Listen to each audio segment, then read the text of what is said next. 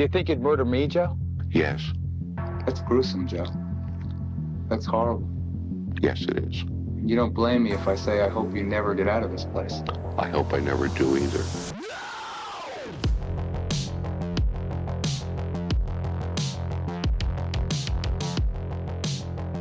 Now, before we kick off with today's true crime video, I'm going to tell you about the amazing, stylish and utterly gorgeous Berger range, who I've partnered with and whose products I literally love. Now, Berger make absolutely stunning fashion accessories and they've got over 300 unique designs. So Berger have basically got a product to absolutely match your personality perfectly. And I promise you, they have something for everyone, from sleek, minimal designs to bold, standout patterns. And you know that they're at the cutting edge of fashion when you see those massive celebrities like Taylor Swift rocking them. I actually have a phone case, a MacBook case and sleeve, and a drinks bottle that all match. It's probably the only stylish part of my life, if I'm completely honest. But here's what really impresses me about Berger. It's not just about looking good, it's all about doing good too. They've got this brilliant approach where everything is made on demand. So when you place an order, that's when they get to work. So no waste, no overproduction, which is incredible. Also, every bit of it is thoughtfully crafted in Europe, so that means it's quality you can absolutely rely on, and all their accessories are built to last and absolutely beautiful to look at. So there's literally no compromise between style and practicality. And if, like me, you love a good deal, well, you can thank me in advance, because if you use the link in the description below, you can buy 4 phone cases and only pay for 2. And by popping in my code that's on the screen right now, you get an extra 15% off. Plus, with a 12-month warranty, you can shop without any worries, which is pretty wonderful. Right, let's kick off with today's true crime video. Hi guys, welcome back. Today's case is one that I've been forcibly made to do by my son. He was so horrified by an interview I have seen countless times that he said, "You need to cover this, Mum, because I can't quite believe that people were allowed to interview individuals like this in prison," particularly when they were saying things like, "Yes, I would actually happily like to kill you." But in America, we all know that serial killers and other killers do often get interviewed, and it's why researchers have been able to do a hell of a lot of studying. So it's not a bad thing, but sometimes it's a pretty disconcerting thing when the interviewer is literally saying, "Do you want to kill me?" The person who's the predator is going, "Well, yes, actually, I'd really like to kill you." So I have agreed to cover the Joseph Kallinger case. It's also called the Shoemaker in the annals of true crime history. He was actually a serial killer who committed his crimes between 1974 and 1975. And probably what is the most horrifying about this case is that he also committed the crimes with his teenage son. When you think about Daddy and Sundays, you don't necessarily think about popping out to create some kind of chaos, wreak havoc, and get involved in murderous intent. But it appears that Kallinger didn't actually get the memo on that one, as far as being a father was concerned. Also, if you're new to my channel, I release my crime content twice a week. If you are subbed to me on Patreon or YouTube membership, you also get extra full-length videos there, and more are coming. So thanks to every single one of you who's helping me. I cannot do it without you. Let's talk about Joseph Kallinger, because he didn't have an easy start to life, that goes without saying. So he's born in December 1936, and his parents were Judith Renner and Joseph Lee Brenner Jr. He was born to them in Northern Liberties Hospital in Philadelphia. Sadly, his father actually abandoned his mother, and we all understand that back in the days that we're talking about, back in 1930s, it's very, very difficult financially for a single mother, full stop. It's really challenging if you happen to be in a scenario where all of a sudden you're bringing up a child by yourself. So in January 1937, she actually places him in a boarding home. He does actually still see his mother, but he only sees her once a week. And apparently he develops some really serious separation anxiety, which makes perfect sense. I'm sure you all understand what separation anxiety is, but when we look at the development of children, what we want to see is secure attachment. And secure attachment basically forms the basis of healthy, well-adjusted relationships. So when you have secure adjustment, it basically means that you're an individual who feels safe in your environment, but also acknowledges your primary caregiver or caregivers, and you want to be around them. And it's not that you can just go anywhere and do anything without any care or concern about what could play out as a child. It's that you are aware that you have a safety net, and that's what really forms that really positive adjustment. Now, unfortunately, if you have a very sensitive temperament, or you're an individual who genuinely is kept away from primary caregivers who you love for a period of time, because, for example, in this case, he's in a boarding house, separation anxiety can develop, and it can really, really grow. So it can be something that becomes highly problematic. For most people, an example of separation anxiety just in its typical form will be you take your child to preschool for the first time, and all of a sudden you realise that they're crying and they're anxious, and that's because they're in unfamiliar situations with new faces, and it's scary. And there is a typical reaction in those consequences of experience. But if that is something that doesn't abet, if it doesn't go away, then understandably that's something more serious. And some children will endure that even with the most positive environments. But when we see severe separation anxiety, it can almost create a despondency, a helplessness, because the child realises there's nothing that they can do. That person isn't going to come back. So separation anxiety doesn't have to typically be represented by a child being hysterical or crying and seeming very upset. It can actually come across in the end as a child who's just completely disconnected. Now, at 2 years of age, his mother still can't find a husband, and that means she can't find a home for him. She can't find somebody that's going to be able to provide for them both. So unfortunately, he gets put on the Catholic adoption list. And you can perfectly understand that his mother thinks that she's doing the right thing here, but that's 2 years of change, transition, a level of dysfunction. So essentially, that's going to be something that's psychologically going to be impacting on him on a daily basis. And now he's going to have to go to a completely new home. And if he had gone to a really lovely home, which is what we expect, desire and wish for any child who's adopted, then I'm sure that the story I'm telling would have been slightly different. But that's not what happens. He's adopted by Austrian immigrants, Stephen and Anna Kallinger. And at this point, he's adopted into a very abusive family, which is harrowing. It doesn't matter where we go in the world. It doesn't matter what time frame we live in the world. Predators of children, they exist everywhere. In every demographic, every ethnicity, every time frame and decade, they exist. And they're going to go about their business getting access to the thing that they want. And essentially going ahead and adopting a child that you're not really prepared to nurture and love is diabolical, but that's what happens to him. When he was 5 years of age, to put this into the context of abuse, he actually heard the F word from neighbourhood kids, which we all understand. We hear these words, we repeat these words, and we get into trouble with our parents because of it. He does that, he repeats the word, he ends up getting really badly beaten by both his mother and his father. He's grounded for a week. When he's 6, he actually has to have a hernia repair. But the reason for that is because his father has caused that. So the hernia has been caused by his dad. Anybody who remembers the way that things used to be or has had any experience of history, when you look at the medical system, when you were a kid and we went to hospital to have an operation, you would be left by yourself. So it wasn't as if the environment itself in hospital was going to be warm and inviting. You would literally be separated from your parents and caregivers until you were well. And that again would have exacerbated his separation anxiety, because it feels like whenever he gets a footing or a grounding, something shifts and changes. Also, his parents, who are very abusive, they actually decide to tell him that the reason that he is having that surgery is to keep his, quote, bird small and make it not work. Now, sexualizing a 6-year-old child is disgusting. It speaks to predatory individuals. It speaks to individuals who are warped in their mentality, and his parents clearly were. The idea that you would firstly put your child through an operation because you have caused the injury. Secondly, find it funny to sadistically tell that child that terrible things are going to happen, i.e. his penis is not going to work anymore once he's had it. That says something about the way you like to humiliate children, the way you enjoy being predatory around children, and the way that sadistic nature of yours obviously gets great pleasure from harming the most vulnerable in your world, in this case, a child. And then, I kid you not, just to add to what could only be considered a hostile environment, at the age of 6, let this sink in, he's 6, he's hit in the head by a hammer 4 times because his mother basically knew that he wanted to go on a class trip to the zoo.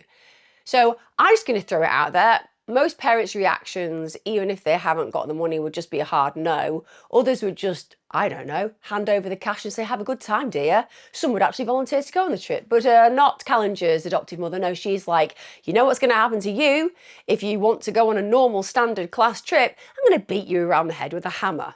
So we're talking the highest level of abuse. And another thing that they really seemed to enjoy doing was laughing at him. Any ambition he had, any dream he had. And children are full of them. Children are full of dreams, full of ambitions, full of hopes, full of aspirations. And you and I both know that when they go to school, often they feel really attacked by the academic system because, with respect, unless you're standing out in all your classes or sport, you're not necessarily that noticed. Parents, though, they see your fantastic acting. They watch you as you perform songs. They recognise your art. We as parents raise our children up. We see the things that are notable about them that others fail to notice. And that's what you need. And he has the direct opposite. And it gets worse. Because at 8 years of age, he's actually sexually abused. So this is when he's held at knife point by older boys. One of them performs oral sex on him. But you can imagine, can't you, this developing child going through all of these complexities and conflicts and abuses. It is warping who he is becoming. We get to when he's 11. At this point, he steals from his parents. And the reason for that is he wants to take his neighbours to the movies because he's desperate to make friends. He's really lonely. Now, understandably, not a good choice, Kallinger, with your parents. However, what I would also know when we look at this kind of typical repetitive behaviour of children who are being abused, and we say to ourselves, well, why are they going ahead and doing things that are going to make things worse? Well, it doesn't, does it? At the end of the day, he got beaten around the head with a hammer for wanting to go on a school trip to the zoo. So that was just a typical request that any child should be able to make peacefully from a parent. The very fact that he steals money and takes people to the cinema and then obviously gets punished, and he does, he gets his fingers burned on the stove, he continues doing those things because, hey, he's going to get beaten anyway, he's going to get burnt anyway. May as well make some friends along the way to try to reduce that sense of isolation and abandonment that he's living on a daily basis. Now, it spirals. When he gets to teenagehood, things are really starting to become troubling. At 13 years of age, he literally cuts a hole in his wall, and that is to masturbate. Very atypical. We all appreciate, those of us who've been blessed with boys in our lives, that essentially at times, as they say in the Bridesmaids movie, down the side of the bed, maybe socks or towels that essentially you could just crack in half. We get it. We know that developing young men are going to masturbate, as are young women. But what most of us are not experiencing in our world with teenagers is them going ahead and cutting some kind of hole in the wall to make some kind of glory hole experience in their own bedroom.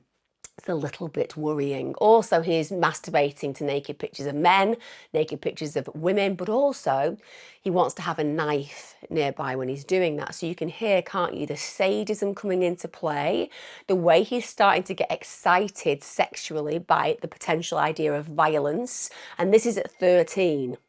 And then as he's going down this masturbation route, where he's being quite sadistic in his fantasies, it's no longer enough. So he actually starts to only be able to become aroused when he's cutting and stabbing the pictures whilst he's pleasuring himself. Most people would never be like that. It's the argument about the pornification of our society. Don't get me wrong, I think the pornification of our society is a dreadful thing because the extremes that we see in pornography are genuinely chilling and they're not positive for women. Let's just be clear. However, most people are satisfied when they use porn with a very small spectrum. They don't need to exaggerate, amplify, go deeper and darker to connect themselves sexually with those images and fantasies that they have on screen and in their head. But some do. And that's what we're talking about with this guy. There is something about being titillated sexually that no longer is satisfying in what we consider the typical realm. And then at 13 as well, he starts hearing voices. And those voices, he says, are compelling him to cut someone. So he actually, at 13 years of age, gets on a bus. He's got a knife with him. And he just follows this child that he's basically identified as being alone. Joseph goes over to him, talks to him. But then he leads that little boy into the woods, orders him to take his trousers off at knife point. Now, he didn't actually harm the child. He ran away once he'd managed to get him to do that.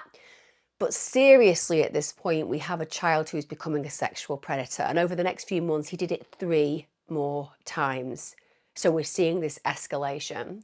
Now, the last victim, a boy called Joseph, he actually was able to reenact exactly what happened to him. He was 8 at the time. And at that point, he actually said that he was orally raped, essentially, by Kallinger. And this was at knife point. And also, he bit his penis. So again, he's got this child in this awful situation, terrified, at knife point, and then he's orally raping him and he's biting him. So he's actually using that sadistic extra to harm him. Now he gets to 14 years of age and he meets Hilda. This is a girl that he starts dating. His parents are not happy, but that's because his parents are horrible human beings. His happiness is not something that makes them happy, quite the contrary. And they say, listen, we don't want you to see her.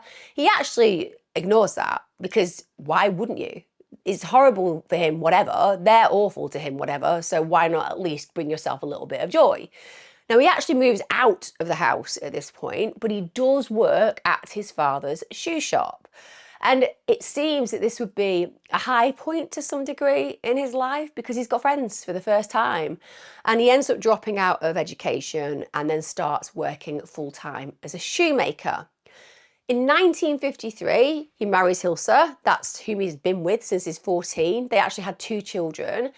But 3 years later, she leaves him for another man. And I understand why, because all you need to do research-wise regarding Kallinger is look at the kind of actions that he is capable of to know that the relationship would not have been peaceful, would not have been a nice place to be, and she left due to domestic violence, and he will have been hyper-violent. We get to when he's 21. Obviously, he's had 2 children. He's had a wife that's now left him. I'm sure that all the separation anxiety and stress and things that go with it will have exacerbated, and he actually gets hospitalized. Now, when they hospitalize him, they believe they're dealing with a suspected brain lesion, but it isn't. So it reveals when they do the test that he has a psychopathological nervous disorder. So it's not organic in the way that they'd considered initially. It's more of a psychopathological manifestation. So think about being affective psychotic, obsessive compulsive, having an impulse control disturbance. They would all fit into that particular issue. And clearly stress is an exacerbator of those things. When he's 22, he's on his 2nd marriage. So he marries Elizabeth Vanguard. This demonstrates, again, an emotional immaturity. To have got married, to have been in a relationship where you've had 2 children, for it just to have ended, and then for you to meet somebody and marry again, demonstrates that you're not really thinking about the emotional integrity of the relationship or your reaction to that relationship psychologically. And it's not easy for Elizabeth, shall we say, because that very same year, he decides that it's probably going to be a good idea to set his own house on fire. Yeah, he just goes ahead, burns his house down. And the reason he did that was financial motivation. He got $1,600 from the fire insurance. But we all know that's something that puts other people's lives at risk. There are consequences to those actions. Clearly, he is not concerned about the impact on others, and that certainly demonstrates his mindset throughout the rest of his life. Also, when we think about people who start fires, we can look back to the McDonald triad psychologically. John McDonald created that triad, and one of those triad points is pyromania, a desire to set things on fire, is a destructive mechanism. Add to that animal torture, add to that bedwetting. That's the 3 that make up the triad, although sadism is one that people would like to bring in as well, and certainly we're dealing with a sadist where this man is concerned. Now, at 23, he actually tries to end his life. We all appreciate that's a terrible situation for anybody to be in, and he must have been in a desperate place. But arguably, whilst it's awful to say, for the rest of humanity, it would not have been a bad thing if he had succeeded. Because there is a sense there that he has a level of helplessness and hopelessness, and he has a understanding that there is something very fractured within him, and going ahead and trying to end his life, I genuinely think was about trying to end his pain as well as the potential pain of others, but he isn't successful. He then goes on and sets fire to his home twice more. This is when he's 29 and 31. So we're seeing this habit in his nature. And it also shows very low impulse control. And I suppose we can also think back to the tests that they do at hospital where it isn't something that's naturally organic, like a brain lesion, but there is something more psychological that's going on with him. Now, he ends up having 5 children with his second wife. And essentially, from the very beginning, he is highly abusive. The fact that he has gone through the abuse in his own childhood has not deterred him. It is a pattern now within his own behaviour. He is an individual himself who is quite comfortable being deeply abusive, and the fact that he's harming his own children in the most horrendous of ways just does not affect his conscience. His oldest daughter once runs away from home because she's had enough. What does he do when she gets home again? He brands her with a hot iron as punishment. Now, we all know in this day and age, if you did that, you'd lose all your kids immediately, and rightfully so, because it's a highly dangerous action as a parent to do that. Also, what does it tell you? Psychologically, I own these children. You're branding something because they're a possession, not because they are an autonomous human being themselves. We get to 1972, and at this point, he's arrested on child abuse charges. Why? Because 3 of his children go to the police station and basically say, our father is abusing us. So his daughter, Mary Jo, she says to the police that her father threatened her with a knife, that he beat her regularly, he often tied her up, he burned her on the buttocks with a hot spatula. His sons, Joey and Michael, they said that their dad would tie them up to radiators. And bear in mind, if you're being tied up to a radiator, and this is back in the day, those radiators get to scolding. I'm sure that some of you, like I did, have went to very, very old schools, whether that's a primary school or a secondary school, and you will remember in the winter, if you happen to have a desk next to those great big radiators, you would want to move away from them because it's nice to be warm, but it's not nice to feel like you're literally in a sauna wearing a pullover, which is what it was like at school. But they are dangerously hot. It's as simple as that. So to tie them to the radiators, on one level, you've got the when it's cold, you're just being restrained, but on the other level, you're getting burnt because of that. Also, he beat them with hammer handles and with strips of leather. So this is high-level sadistic abuse. Also, a neighbour goes ahead and complains and says, listen, this is true. This is absolutely true. Kallinger is unhinged because the previous Sunday to the children's complaints, Kallinger had actually arrived at the house where the children were actually just innocently playing and threatened that particular person who was putting up with the kids at that point, had invited them into the home to play with their children, threatened him with a pistol and ordered his kids home. Now, the children at this point are taken to hospital, and it's obvious to the medics that what they're saying is true because all of the injuries were consistent with their claims. Police then go to the home, and Kallinger and his wife just say, it's all lies, I've done none of this, these allegations are completely untrue, and the children actually got these injuries when they ran away. Now, we all know people don't always get taken seriously. And with respect, in this case, that could have been the way it played out, but it didn't. The children were believed. Kallinger was arrested, and it is very disheartening, isn't it, when you see that the woman he was with, the mother of the children, did have an opportunity at that moment in time to say, actually, what the children have said is true, and to essentially seal his fate, but she wasn't willing to. Now, that could have been financial, because Kallinger's bringing in a wage. It could have been because she was emotionally controlled, but essentially, she abandons her children's needs by not agreeing that what they have said is true. Now, he is then placed in custody. At this point, he's diagnosed as a paranoid schizophrenic. Also, they measure his IQ. So it's measured at 82. Average human being has an IQ of 100, which is really bright. 82 is a low average. So it's not really low, it's just a low average. And Kallinger is actually found at this point completely competent to stand trial after they've done the psychological examination, which to some degree surprises me just on the basis that they said that he's been diagnosed with schizophrenia. And clearly that is a high level issue that is very problematic for many people to manage. But at the same point, if he seems like he's consciously understanding what's going on around him, they're going to find him competent. In August 1972, Understandably, at this point, he is found guilty of child abuse. He was actually sentenced to 11 months imprisonment. He'd already served 7 months at that point, so he's then given 4 months probation, and he also had to undergo mandatory psychiatric treatment. Sadly, in February 1973, what happens is the children, all 3 of them, those who testified against the dad, end up signing affidavits to the court, and they say that all of the charges that were brought against the dad were fabricated, that they were all false. Now, we automatically all know that that's because they were clearly forced into doing that. So imagine your primary caregivers just saying to you, you're not going to get fed, you're not going to get looked after, terrible things are going to happen to you unless you take back everything that you've said. It's going to be really challenging not to go ahead and do that. The police do absolutely believe they were coerced. They interviewed them at length, but at this point, they absolutely refused to be swayed. So sadly, Kallinger's conviction squashed, his records cleared, and that means that no further action was taken.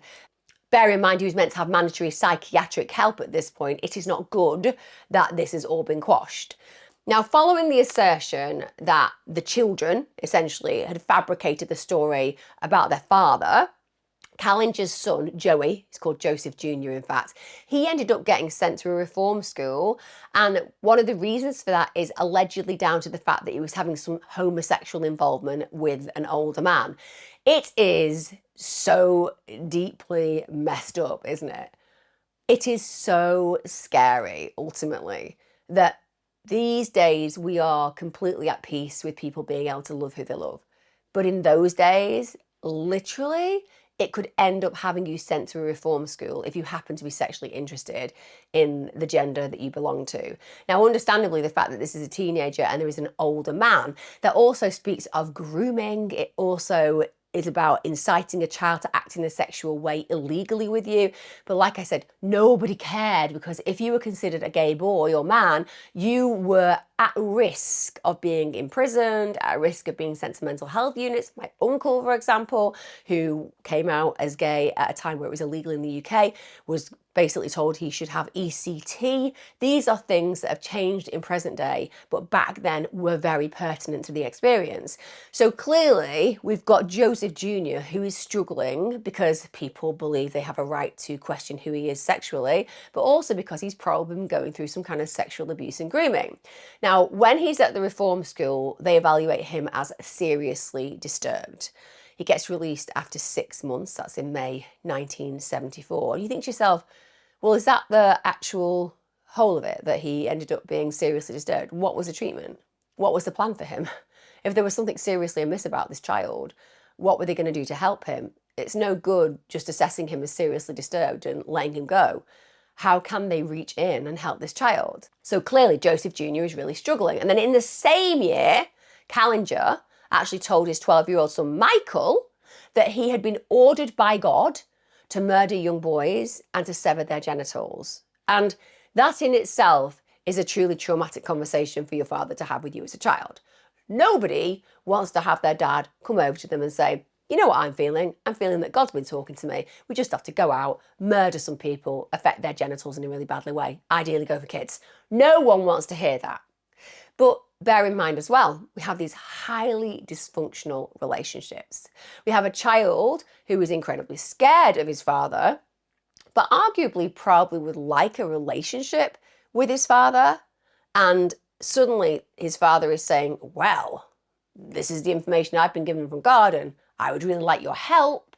And it's really challenging to turn that down because it gives you a direct connection with your father and it means that you're going ahead and helping him out, and that gives you a sense of pride and acceptance.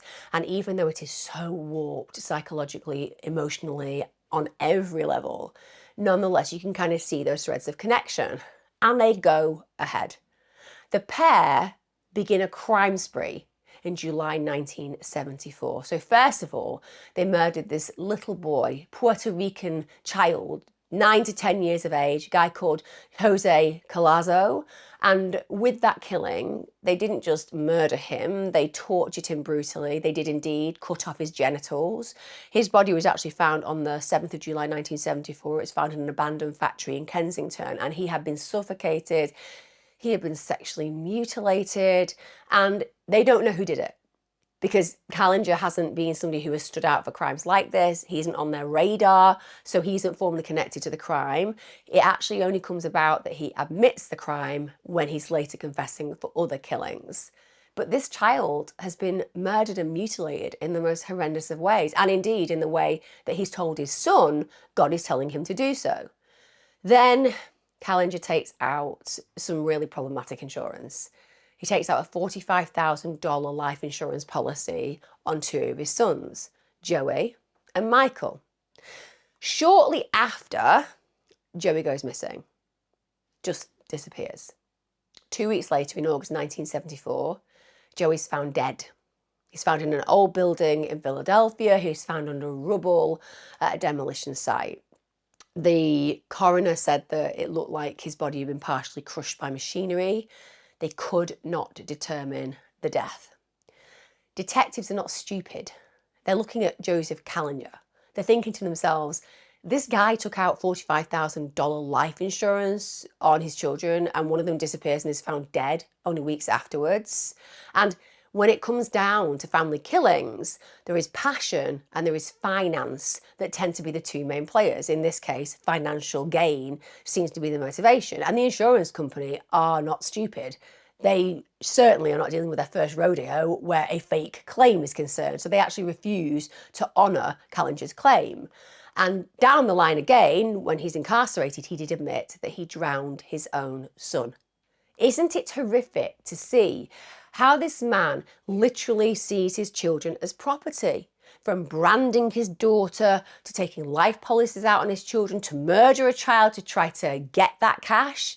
It is so disturbing because it demonstrates an absolute lack of connection between parent and child. Now, 2 months after Joey's death, guess what?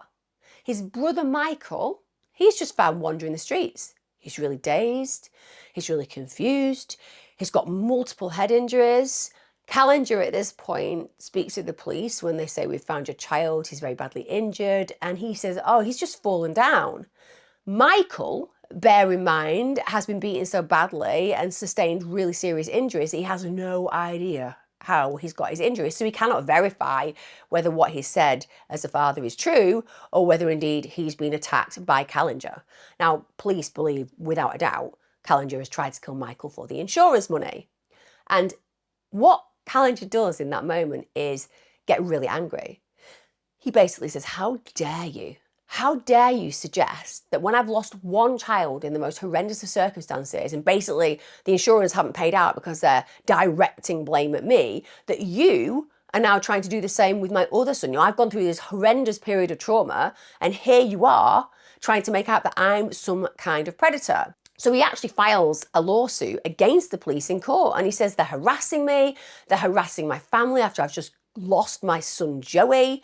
And the court were actually on Kallinger's side. They said that the police interest in Kallinger was unwanted, and the police were basically ordered to drop the case, which is just devastating, isn't it? Because they were 100% right, and they knew they were 100% right, and yet here they are in a situation where the courts are saying, but out. You can't go near this family again. And that gives Kallinger a kind of carte blanche, laissez-faire attitude towards his actions and bolsters his confidence without a doubt. Now, shortly afterwards, this is in November 1974, Kallinger and his son Michael, they actually break into occupied homes because what they want to do is they want to rob and they want to terrorise the people who live there. It's a mutual experience where they're being very sadistic with the residents and terrifying them, but they're also benefiting financially because they're stealing from them. And they actually broke into homes in Lindenwood, New Jersey. And they broke into one home on one occasion where no one was in, but then when they broke into another, Joseph Kallinger sexually abused the woman who was there. So his crimes are escalating on a sexual level, and he now has his accomplice in his son. We get to December 1974. Again, the pair do something that is extremely dominating, extremely sadistic. They kidnap 4 women.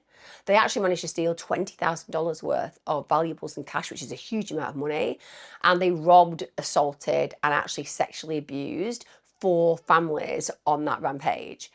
That is absolutely overconfident on every level. And there is clearly not a level of organisation to the way that they act. Yes, they're effective at randomness, which means it's more difficult to pinpoint who these people are who are doing these things. But certainly just the amplification and escalation in the crimes is very much in context with what we see in disorganised criminals. They think they're clever, they think they've got it covered, but really they make a hell of a lot of mistakes. Now, on the 8th of January 1975, when Kallinger is on this crime spree, he takes 13-year-old Michael, that's how old his son is, 13. He takes him from his home in Philadelphia, and together they take a bus to New York. Now, from there, they travel to Fort Lee, New Jersey, and then they walk to the neighbouring town of Leonia. Now, Leonia in New Jersey is a small town. It's only got 9,000 residents at this point. So, understandably, if there's only 9,000 residents in an area, you're going to notice people who stand out because they're strangers. So they do. They notice people who are not familiar to them. A local postman, a guy called Salvatore Tufo, he sees them walking along Wells Avenue just before 11 a.m. He said one of the things that stood out for him was they were just walking really casually. It wasn't as if they had any purpose. And one of the things that he noted was they were scanning the houses as they went. He also said that he found it a little bit disconcerting about the way they were with one another, because we're talking about a 13-year-old teenager and the father, but they're holding hands and occasionally they'll cuddle each other. He described it as strange and almost effeminate. And then another local, somebody called Lucy Befacqua, she noticed the pair just past 12 p.m. She was basically looking out of her window. She was on Glenwood Avenue. And she actually described the boys' actions as, quote, offensively effeminate. Now, in this day and age, we would suggest that the characteristics that child was giving off was of a camp nature. And that's something that in our modern society, we don't even blink at. It's just part of certain individuals' character and personality. And some people are more camp than others. It doesn't necessarily even indicate that that person has homosexual interest. It's just the way that they act. But in this case, and at this time, those words offensively effeminate are to do with a time frame where being gay was considered shameful. It's awful, and yet those kind of viewpoints genuinely existed. So that's what she notices, that he's just very effeminate, and it stands out in her mind. Now, she leaves her house. She returns around 3:20 p.m. Her own daughter arrives back about 10 minutes later. Now, shortly after, Lucy goes out to check her mailbox. And at this point, she is stunned because her neighbour from across the street, a woman called Edwina Romaine, she hops out of her front door and she is screaming. She is hysterical. Lucy, understandably, goes over and sees her neighbour. And she said that Edwina was just literally babbling something about a killing. She couldn't really make it out. Edwina at this point says, please, Lucy, can you untie my feet? Because they're actually bound together with a thin cord. But Lucy is not processing in that moment. All she knows is a woman has ran out who's familiar to her, is saying that somebody is being killed, looks like she's been tied up and restrained to some degree, so she runs straight home and rightfully calls the police. Although it would have been ideal, Lucy, if you'd firstly untied Edwina, who is clearly in a situation of threat. But we all act in different ways in those fight, flight or freeze moments, don't we? Now, Edwina Romaine had 3 children. She had twins who were 21, Randy and Retta. They lived with her at home. Her oldest child, Dee Dee, was married. She was married with children of her own. So what had actually played out was on the 8th of January, where Kallinger and his son are out on the rampage, essentially. Edwina's older daughter, Dee Dee, had actually gone over to Edwina's house on Glenwood Avenue. And the reason for that is because she has an ailing grandmother and she wants to make sure that whilst her mother and sisters are out, she is present. When she gets to the house, she looks out of the window and she sees a man and a boy approaching. So as you would, you go to the front door, you ask them what they need or want. The man identifies himself at this point as John Hancock, says he's a salesman. He then says, is anybody else in the house? And Dee Dee was really spooked by his demeanour and she said, no, and can you please go away? Didn't go well. Immediately she's grabbed by the man and then he forces his way into the home. So her absolute world was just crumbled in that moment. Now, Dee Dee tried hard. She fought back, but he gets a gun out. He gets a revolver. So she now knows that her life is at risk. Now, this disturbance means that Dee Dee's 4-year-old son, who was with her that day, comes through into the room. He's seeing the struggle playing out. He starts screaming. At this point, the gun's turned on him. The man who's assaulting them says, "This is a robbery. Do as I say, you won't get hurt." He then orders Dee Dee not to look at me, keep your eyes shut, he says. He then says, "Is anybody else in the house?" Dee Dee obviously says, "Yes, my invalid grandmother is in the home." He pushes Dee Dee and Robert at this point up the stairs to the grandmother's bedroom.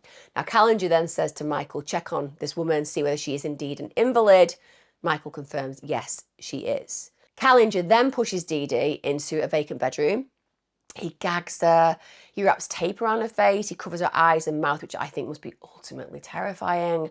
He then says to her, "Take your clothes off." Now, she refuses.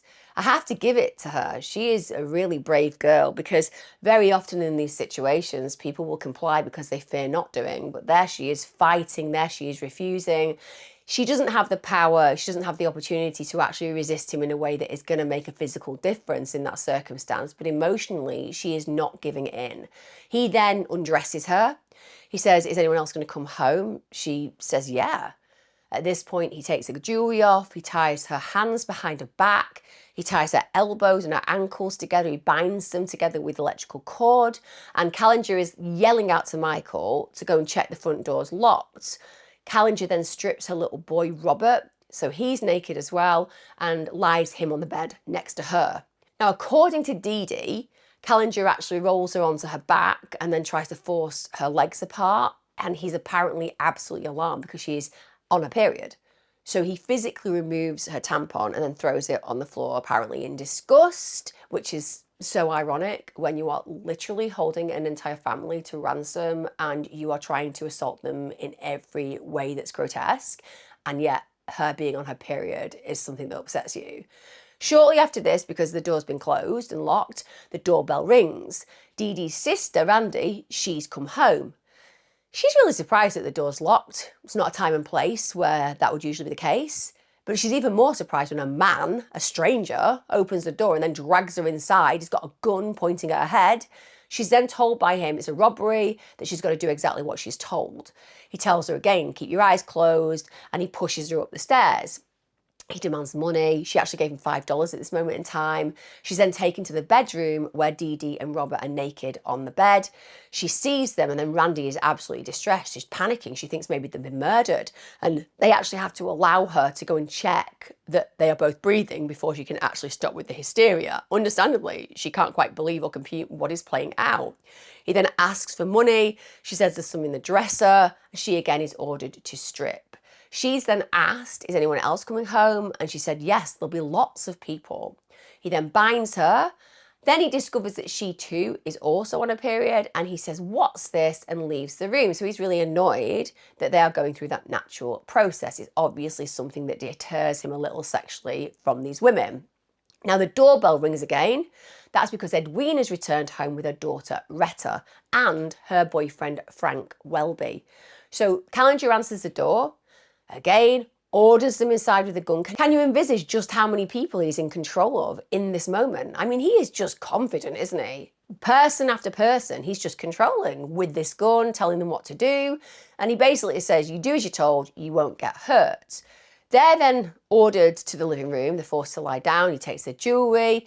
He gets them bound, and he gets the Venetian blind cord to do the feet of the woman. Kallinger is then holding a gun at Frank's head the whole time, because obviously Frank is a man, so he could pose a problem.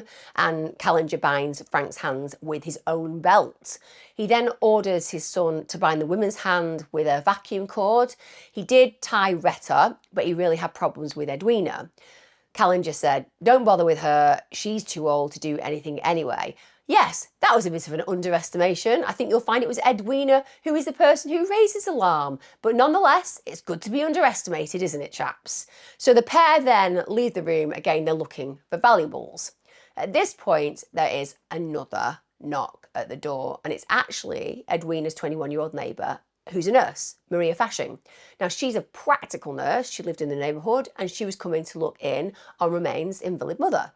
She's again herded into the living room. She's forced to lie down. Now, like I said, there is a man here, Frank.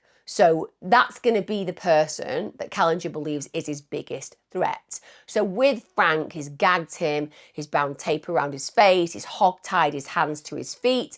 Frank is barely able to move. He's then ordered to the basement where his pants and underwear are pulled down to his knees. So this is very much a humiliation ritual, isn't it? He wants to sexually abuse each person in some way to some degree, pulling the trousers down of a man, demasculating him in such a way when he would normally want to protect those around him, making sure the girls are all naked, just making them feel really exposed and vulnerable. It's obviously very titillating for him.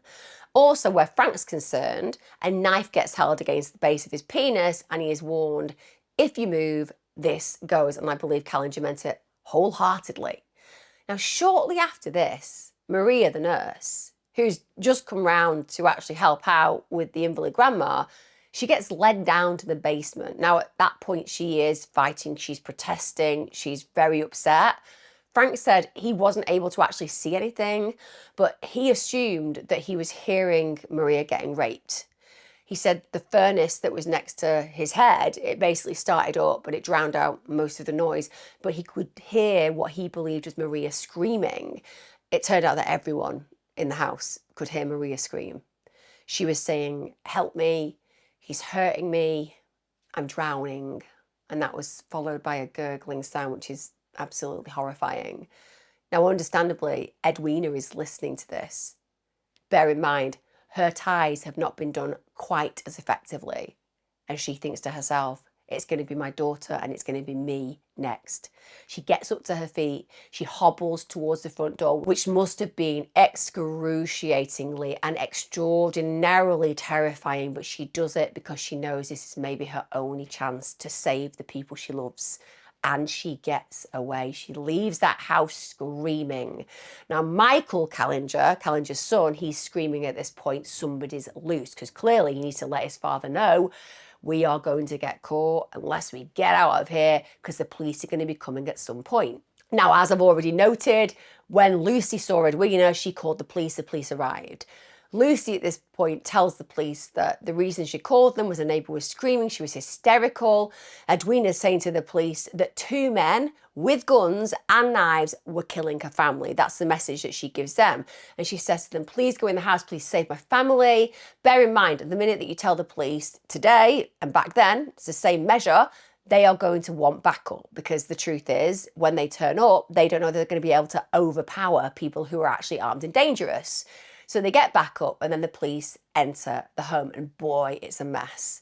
There's smashed vases, there's items just all across the room, appliances with the cords were missing because obviously they'd used that to contain the victims. They then shout, come out with your hands up. At this point, understandably, the victims realise that the police are here, so they start to show themselves, and Retta crawls out from behind the sofa. She's then asked who else is in the home. She stuttered a single word, upstairs. At this point, she gets untied, she gets told, get out of the house. The police then go around the home and they find Randy, Dee Dee and Rob, and they're all naked, but very fortunately, none of them are unharmed. Edwina's actions have miraculously and undoubtedly saved their lives. At this point, they're all untied, traumatised, but safe. Edwina then says to the police, there are also people in the basement. At this point, it turns out that for one individual, we don't get the same, shall we say, ending that means that they can go on to live a life where they can move past the trauma ideally and thrive. Where Maria is concerned, she got an ultimately different experience than the other women. So they find Maria slumped in the corner. She's dressed in her white clothes and they are literally bathed in blood. They notice immediately that her throat's been slashed from ear to ear. She's been stabbed in her back, in her throat, in her chest. Frank's actually unharmed. He's there, he's bound, but he's safe. But Maria going and knocking on that door at that point to go and look after the invalid grandma, for that, she has lost her life. And also the very fact that she was saying, I'm drowning, that will have been all the blood that will have been going into her lungs. It is just absolutely harrowing, the lack of air because she'd had a throat cut. Now, the police soon realise that the only people who aren't there still are the actual assailants. Now, like I said, aside from poor Maria, everyone else was unharmed. Most had been stripped, most had been taunted sexually, but for whatever bizarre reason, Maria hadn't been stripped and she hadn't been sexually molested in any way, but she had indeed been murdered. Now, the victims, they are fortunately able to provide really excellent descriptions of the Kallingers, and the police are now on high alert to bring them in. Eva Rumi, a Leonia resident, she actually said that she'd been walking a dog and she'd seen a man and a teenage boy running into the park hand in hand, and it just really stood out to them. Now, the man, he took off his coat, he also removes his shirt, he removes his tie, throws it on the ground, then he bends forward and does something on the ground before he runs off. She then walks over to where the clothes had been left and she realises it's clear the guy had been washing his hands in a puddle, so he's trying to remove blood. The clothes that were left there, they were streaked with mud and patches of blood, so she tells the police. They go straight to the park, they examine the shirt and tie. Eva is also able to provide the police with a description of the pair of assailants, and that matches those that the victims have talked about. Now, the blood-stained shirt that's found, they analyse it, and details of a laundry mark and a manufacturer's label are circulated at this point. Also, a bus driver, he reports a man and a boy getting on his bus on the afternoon of the 8th of January, the crime plays out, and the driver said definitely this pair resembled the people that you are looking for. Also, they were running, they were in a hurry, there was just something a bit unusual about them.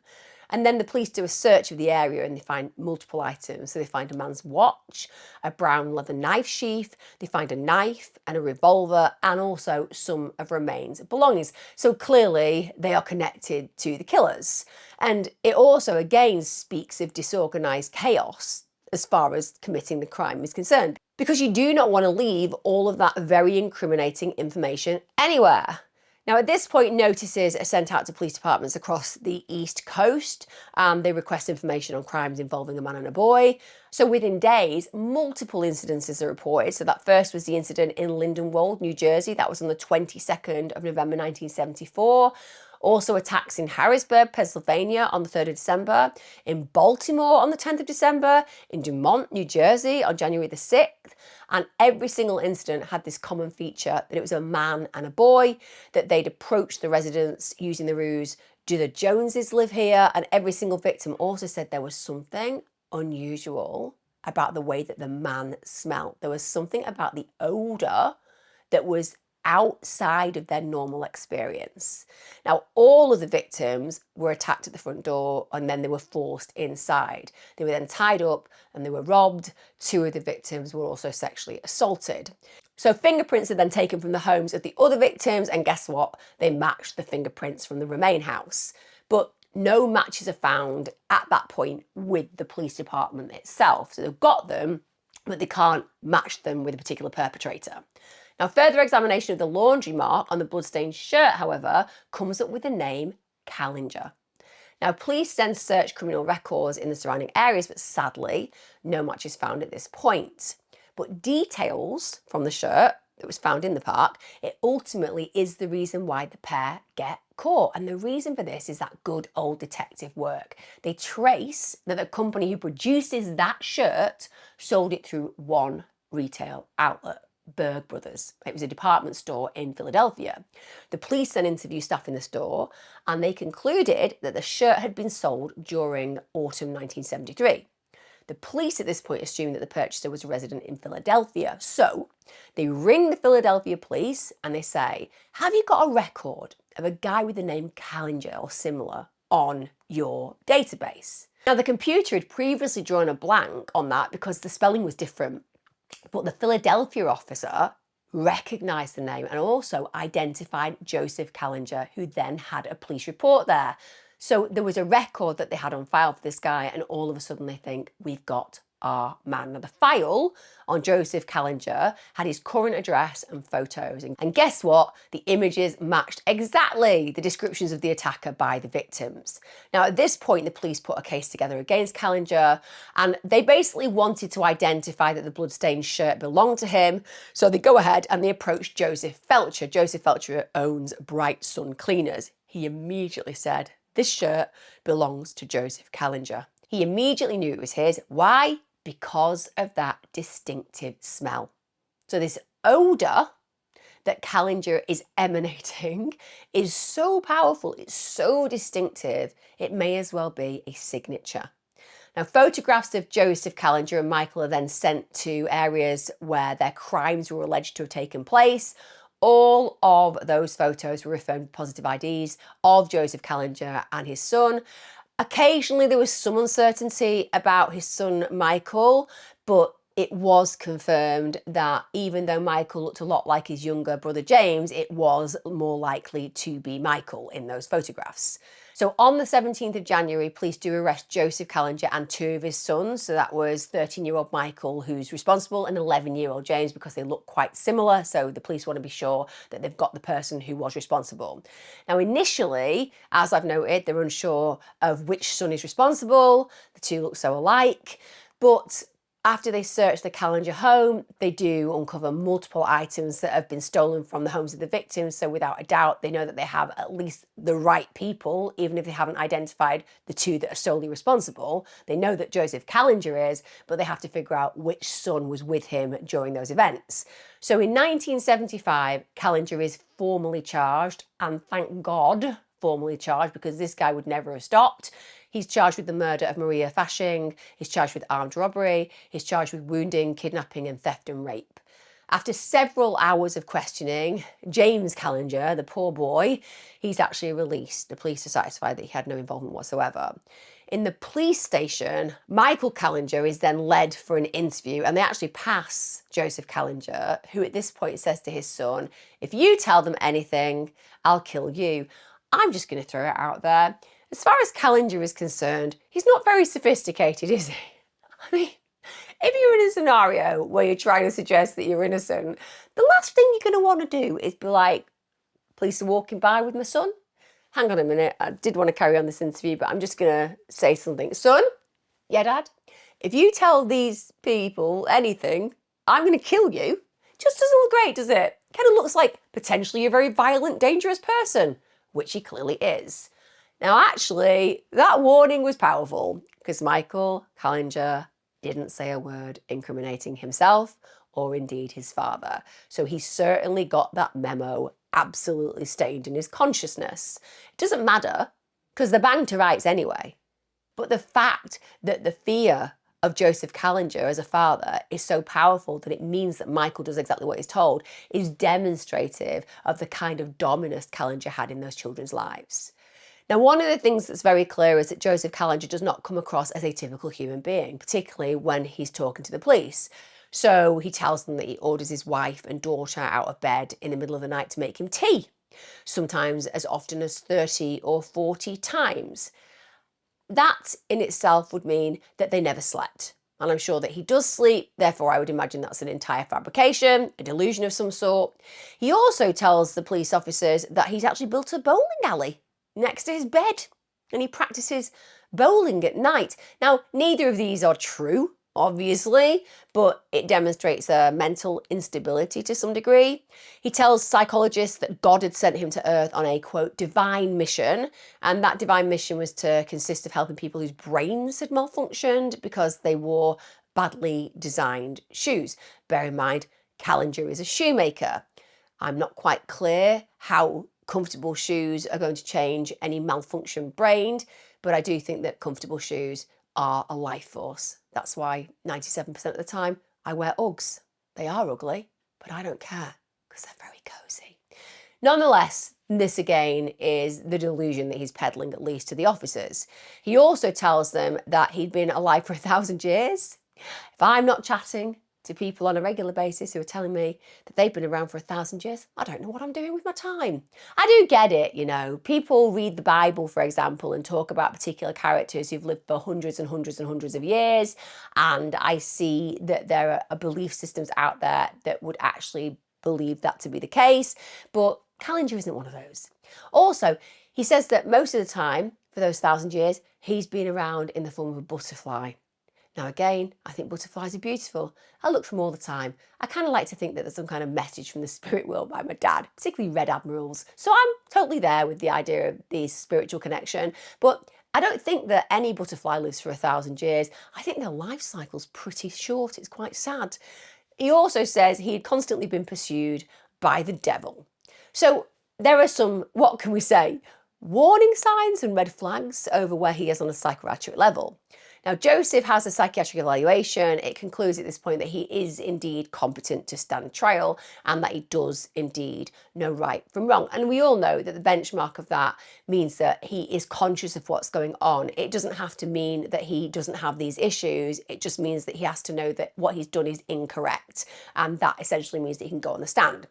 Now, his first trial is for the charges of 4 counts of robbery, 4 counts of false imprisonment, and 1 count of burglary. Kallinger actually testifies at his own trial. He said that he had poor memory about things that had happened. There were periods that he genuinely couldn't remember. He said that God communicates with him, tells him what to do.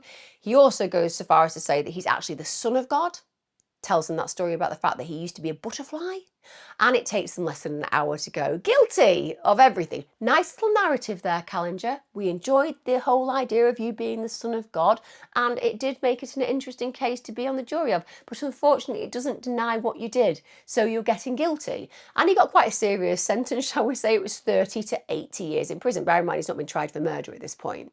Now, in September 1976, he then starts his trial in Hackensack, New Jersey, and this is for the horrific and brutal murder of Maria Fashing, and also for taking all the poor hostages in the Leonia home.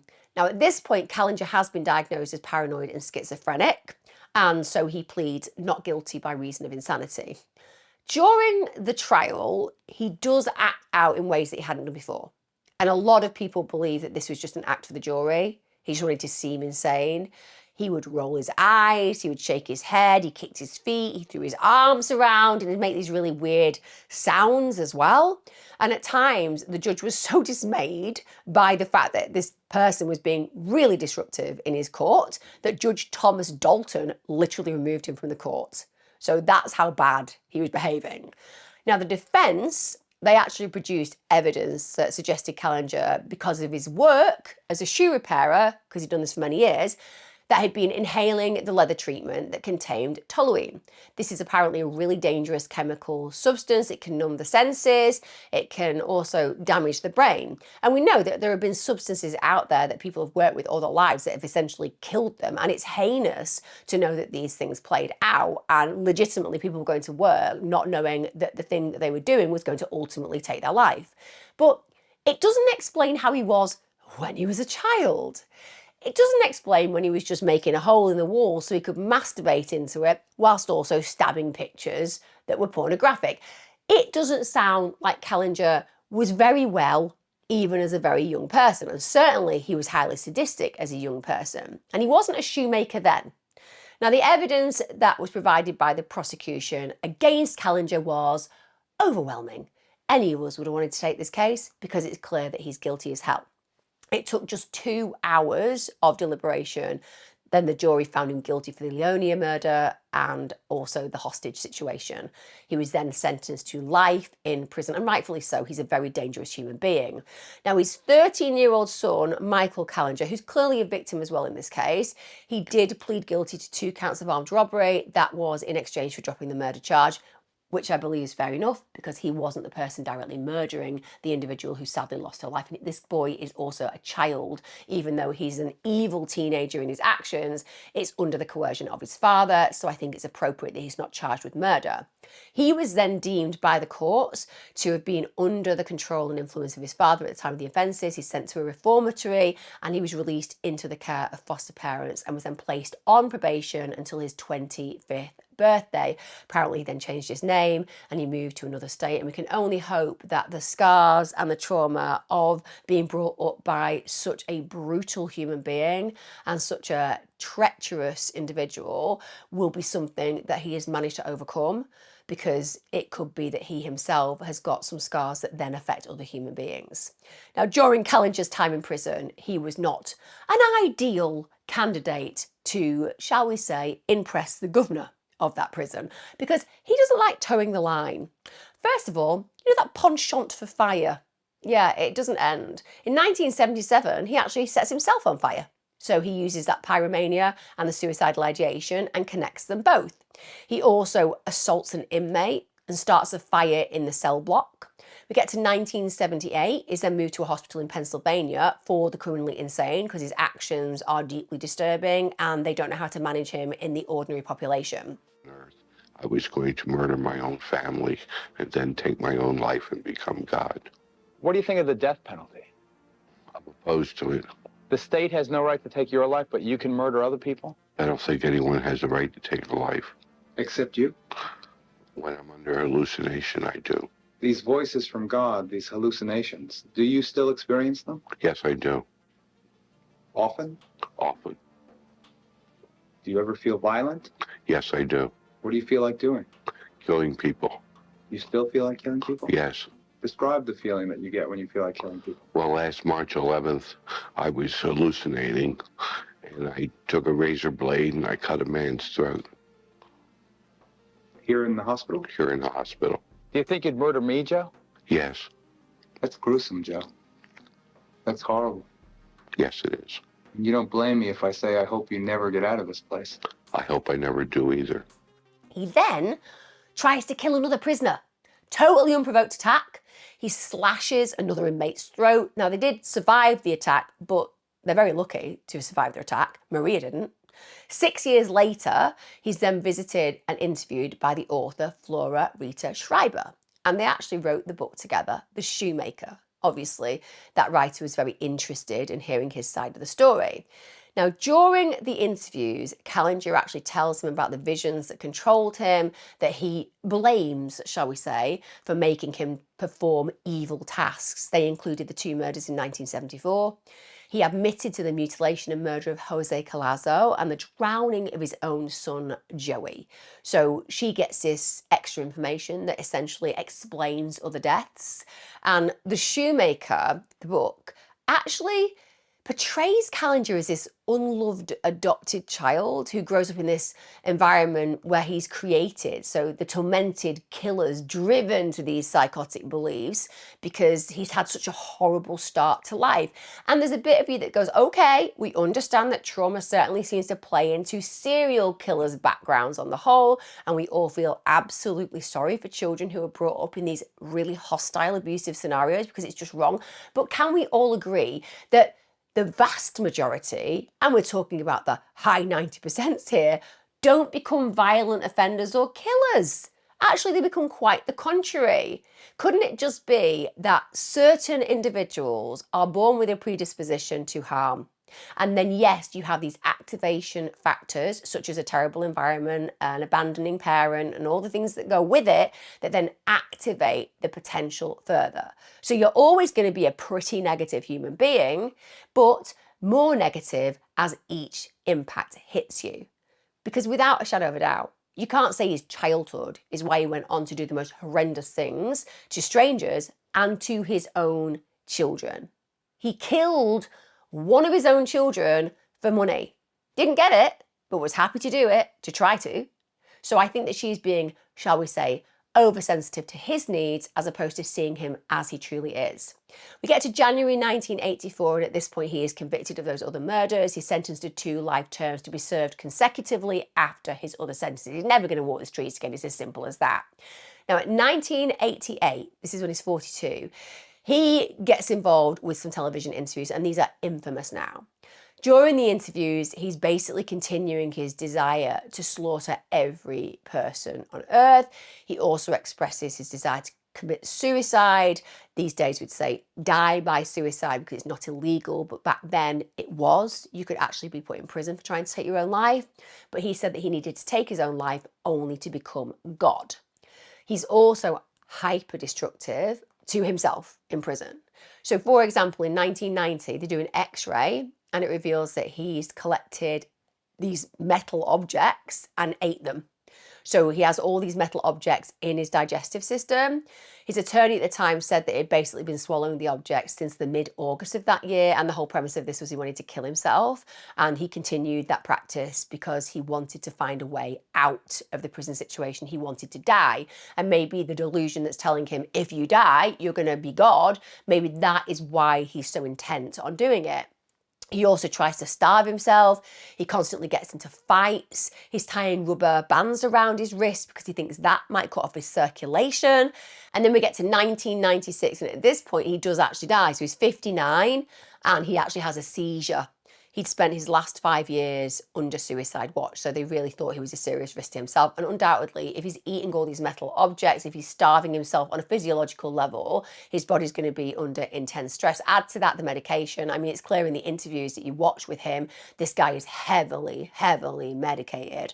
And those medications can have really problematic side effects in the long term. So a culmination of all of those things, as well as attitude, because he blatantly doesn't want to be here, seems to culminate in his death. Now, following his death, a lot of people celebrated, I'm going to be honest. The victims who were put through the ordeals, they were not sad to hear that this man was no longer taking breath. And Maria Fashing's sister, who obviously has had to live knowing the way that her sister died in the most brutal of ways, she said, the world is just a little better place now that he's dead. But we as a family suffer to this day. We will never stop suffering. It is very hard in these cases to find any shred of empathy for somebody that I'm describing. Genuinely, it is really hard to have any connection of empathy with a man who went out of his way to cause such havoc and to harm so horrendously. I mean, the amount of people that this man really badly affected in the long term of their lives surviving the trauma is enough. But to imagine that he killed children, to imagine he killed his own child, and to imagine that he doesn't show any real remorse for it. He understands at the end of his life and during his incarceration that what he did was terrible, but I don't think there's a connection emotionally there because I genuinely don't think he has it. He's devoid of it. And when you look back at those early years, 100%, we can all feel an absolute sadness that any child is brought into this world and treated so awfully. And those adoptive parents should, in my opinion, have served sentences themselves. But the idea that that makes him the killer, I just don't buy into it. I genuinely think that Mother Nature creates predators, and those predators sometimes act on those urges. And this man, combined with his mental health struggles, although that would not be a reason for him to become the killer, but certainly the mental health issues would have exacerbated actions in certain situations where he was disorganized and where there was an escalation because of the chaos he was feeling in his head. But it's the killer within him that makes him the danger to our society. And I think that Maria's sister's right. The world is certainly a safer place when people like him are no longer walking its plane. Let me know your thoughts on this one. If it's a new one to you, I'm sure you are stunned. If it's one that you've seen in interviews before, I hope I've added value to it. And as ever, I will see you again next time. Take care, guys.